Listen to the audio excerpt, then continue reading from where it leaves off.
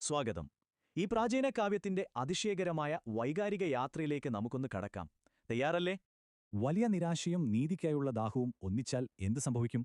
ഈ വിശകലനം അതന്വേഷിക്കുന്നു.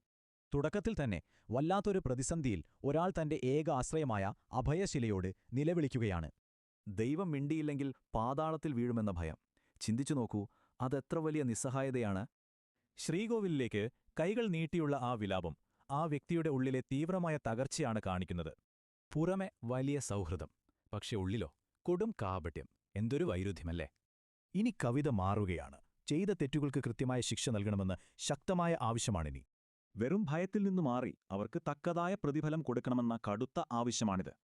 ദൈവത്തിന്റെ പ്രവൃത്തികളെ പുച്ഛിക്കുന്ന ഈ ദുഷ്കർമ്മികൾ എന്നേക്കുമായി തകർക്കപ്പെടുമെന്ന് ഉറപ്പിച്ചു പറയുന്നു. ഒന്ന് നിന്ന് ചിന്തിച്ചാൽ ഈ വരികളുടെ മുഴുവൻ വൈകാരിക യാത്രയും എത്ര ഗംഭീരമായാണല്ലേ പോകുന്നത്. പെട്ടെന്നൊരു വലിയ മാറ്റം.